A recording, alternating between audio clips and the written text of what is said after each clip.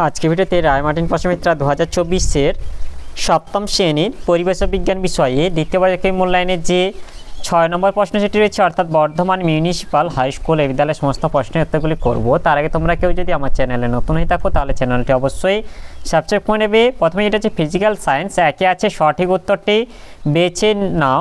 একে আছে সমতল আয়নায় গঠিত প্রতিবিম্ব, এটা হচ্ছে সমশীর্ষ হবে।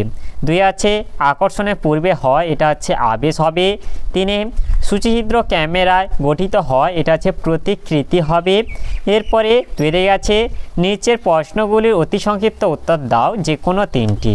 একে আছে একটি ঈষৎ স্বচ্ছ বস্তুর উদাহরণ দাও। একটি ঈষৎ স্বচ্ছ বস্তুর উদাহরণ হলো ঘষা কাঁচ। 2 আছে বিচ্ছুরণের একটি প্রাকৃতিক ঘটনার উদাহরণ দাও। বিচ্ছুরণের একটি প্রাকৃতিক ঘটনার উদাহরণ হলো রংধনু।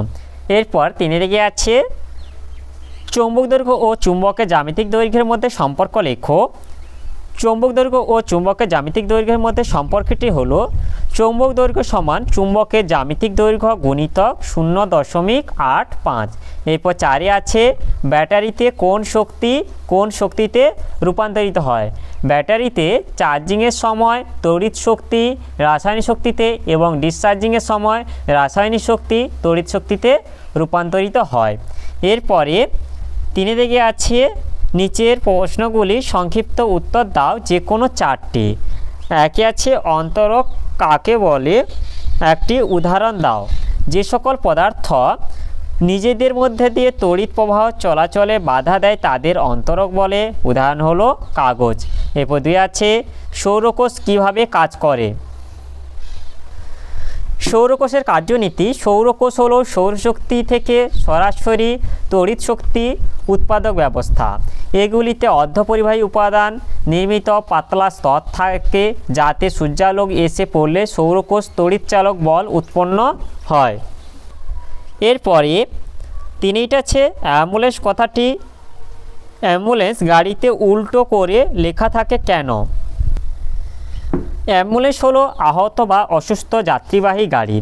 অ্যাম্বুলেন্স কথাটি উল্টো করে অ্যাম্বুলেন্স লেখা থাকার সামনের গাড়ি আয়নায় অক্ষরটি যে প্রতিবিম্ব গঠিত হয় তা পার্শ্বীয় পরিবর্তনের ফলে আবার উল্টে যায়, অর্থাৎ সোজা হয়ে ওই আয়নাতে দৃশ্যমান হয়। ফলে সামনের গাড়ির চালক লেখাটি সহজে দেখতে পায় ও পথ ছেড়ে দেয়। এরপরে 4 আছে রংধনু কিভাবে তৈরি হয়। রংধনু সৃষ্টি, বৃষ্টির পর আকাশে ভাসমান কিছু জলকণা থাকে। সূর্যকে পিছনে রেখে দাঁড়ালে সূর্য থেকে আসা আলোকরশ্মি এই জলকণার মধ্য দিয়ে যাওয়ার সময় বিচ্ছুরিত হয় এবং 7টি বিভিন্ন বর্ণের আলোতে ভেঙে গিয়ে দর্শকের সামনে অর্থাৎ সূর্যের বিপরীত আকাশে রংধনু গঠন করে। এক্ষেত্রে বায়ুতে উপস্থিত জলকণাগুলি প্রিজমের ভূমিকা পালন করে। এরপরে 5 আছে একটি চুম্বক সবসময় উত্তর দক্ষিণে মুখ করে থাকে কেন। কোনো চুম্বকের উত্তর ও দক্ষিণ মেরু প্রকৃত নাম যথাক্রমে উত্তর সন্ধানী মেরু ও দক্ষিণ সন্ধানী মেরু। উত্তর সন্ধানী মেরু উত্তর দিক ও দক্ষিণ সন্ধানী মেরু দক্ষিণ দিক নির্দেশ করে। পৃথিবী নিজেই একটি চুম্বক হওয়ায় ভূচুম্বক ক্ষেত্র সৃষ্টি হয়। এর প্রভাবে অবাধে ঝুলন্ত চুম্বকটির উত্তর সন্ধানী মেরু বা উত্তর মেরু ভূচুম্বকের উত্তর মেরুর দিকে এবং চুম্বকটির দক্ষিণ সন্ধানী মেরু বা দক্ষিণ মেরু ভূচুম্বকের দক্ষিণ দিকে স্থিরভাবে থাকে। এরপরে 6 আছে চুম্বকের মেরু ও উদাসীন অঞ্চলের মধ্যে 2টি পার্থক্য লেখো। মেরু উদাসীন অঞ্চল, বিষয় অবস্থান। মেরু চুম্বকের দৈর্ঘ্য বরাবর 2 প্রান্তে অবস্থান করে। উদাসীন অঞ্চল চুম্বকের দৈর্ঘ্য বরাবর মধ্যবর্তী স্থানে অবস্থান করে। 2 আকর্ষণ ক্ষমতা, চুম্বকের 2 মেরুতে আকর্ষণ ক্ষমতা সর্বাধিক হয়, উদাসীন অঞ্চলে আকর্ষণ ক্ষমতা নগণ্য হয়। এরপরে 4 আছে যে কোনো 2টি প্রশ্নের উত্তর দাও। একে আছে আলোর প্রতিফলন কাকে বলে, প্রতিফলনের সূত্র 2টি লেখো। এর উত্তর হলো আলোর প্রতিফলন একটি নির্দিষ্ট মাধ্যমের মধ্য দিয়ে অগ্রসর হয়ে আলোক রশ্মি যদি দ্বিতীয় কোনো মাধ্যমে আপতিত হয় তবে মাধ্যম দুটির বিভেদ তল থেকে দিক পরিবর্তন করে আপতিত আলোরশ্মি কিছু অংশ আবার প্রথম মাধ্যমে ফিরে আসে, এই ঘটনাকে বলা হয় আলোর প্রতিফলন। প্রতিফলনের সূত্র দুটি হলো, একে হচ্ছে আপতিত রশ্মি, প্রতিফলিত রশ্মি ও আপতন বিন্দুতে প্রতিফলকের ওপর অঙ্কিত অবিলম্ব একই সমতলে থাকে। দুয়ে আপতন কোণ ও প্রতিফলন কোণের মান সর্বদা সমান হয়। দ্বিতীয় সূত্রটি গ্রিক জ্যোতির্বিজ্ঞানী টলেমির দ্বারা আবিষ্কৃত হয়, একে টলেমির সূত্রও বলা হয়। এরপরে দুয়ে আছে চৌম্বক পদার্থ ও অচৌম্বক পদার্থ কাকে বলে, প্রত্যেকটির একটি করে উদাহরণ দাও।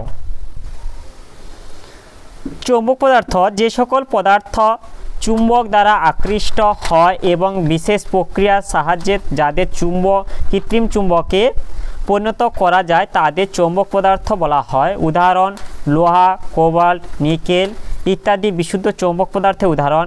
এছাড়াও বিভিন্ন সংকর ধাতু যেমন অ্যালনিকো, স্ট্যালয় ইত্যাদি। এরপর এটা হচ্ছে অচৌম্বক পদার্থ, যে সকল পদার্থ চুম্বক দ্বারা আকৃষ্ট হয় না এবং যাদের কৃত্রিম উপায়ে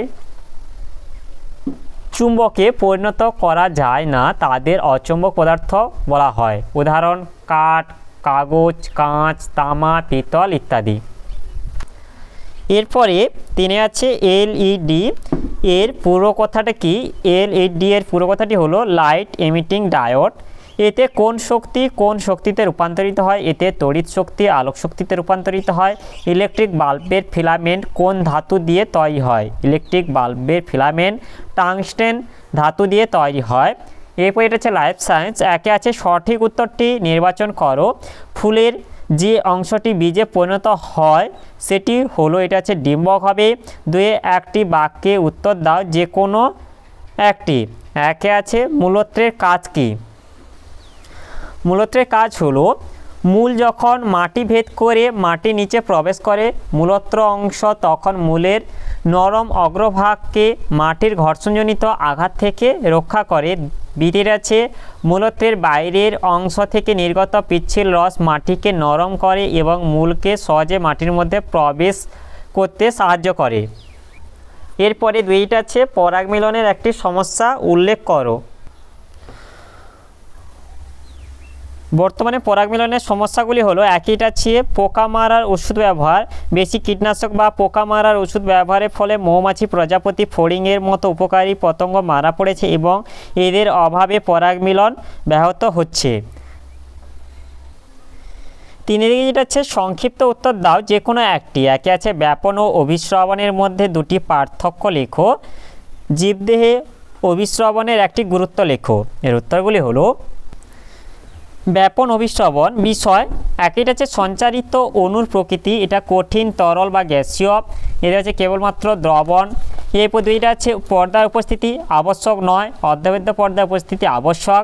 তিনটা আছে অণু প্রবাহের অভিমুখ, অধিক ঘনত্বের অঞ্চল থেকে কম ঘনত্বের অঞ্চলের দিকে, এটা লঘু দ্রবণ থেকে গাঢ় দ্রবণের দিকে দ্রাবক অণু সঞ্চারণ ঘটে। এরপর চারিটা আছে গুরুত্ব, জীবদেহে গ্যাসীয় পদার্থের আদান প্রদান, উদ্ভিদে খাদ্য পরিবহন প্রভৃতি। এটা হচ্ছে উদ্ভিদের জল শোষণ ও পরিবহন, নুন মাখিয়ে কাঁচা মাছ ও মাংস সংরক্ষণ প্রভৃতি। জীবদেহে অভিসরণের গুরুত্ব, একইটা হচ্ছে অভিসরণের মাধ্যমে কোষের ভিতরে ও বাইরের জলের ভারসাম্য বজায় থাকে। দুই হচ্ছে এই প্রক্রিয়ায় রক্ত থেকে কলাকোষে জলের আদান প্রদান ঘটে। তিনটা আছে মূত্র উৎপাদনে এই প্রক্রিয়া গুরুত্বপূর্ণ ভূমিকা পালন করে। এরপরে দুইটা আছে গুচ্ছিত ফল কাকে বলে, উদাহরণ দাও। খাদ্য সঞ্চয় করে এমন একটি মূলের নাম লেখো। খাদ্য সঞ্চয় করে এমন একটি মূলের নাম হলো মূলো। গুচ্ছিত ফল কোনো একটি ফুলের অনেকগুলি মুক্ত গর্ভপত্র সমন্বিত ডিম্বাশয় থেকে যে ফল উৎপন্ন হয় তাকে গুচ্ছিত ফল বলে। উদাহরণ আতা ফল। তাহলে আজকের ভিডিওতে আমরা সপ্তম শ্রেণীর পরিবেশ বিজ্ঞান বিষয়ে যে দ্বিতীয় পরীক্ষা আমি 6 দাগে বর্ধমান মিউনিসিপ্যাল হাই স্কুলে এই বিদ্যালয়ের সমস্ত প্রশ্নের উত্তরগুলি করলাম। আর তোমরা কেউ যদি আমার চ্যানেলটা এখনও সাবস্ক্রাইব করে রাখোনি তাহলে চ্যানেলটা অবশ্যই সাবস্ক্রাইব করে নেবে। ভিডিওটি ভালো লাগলে ভিডিওটিকে অবশ্যই লাইক, কমেন্ট ও শেয়ার করতে ভুলবে না।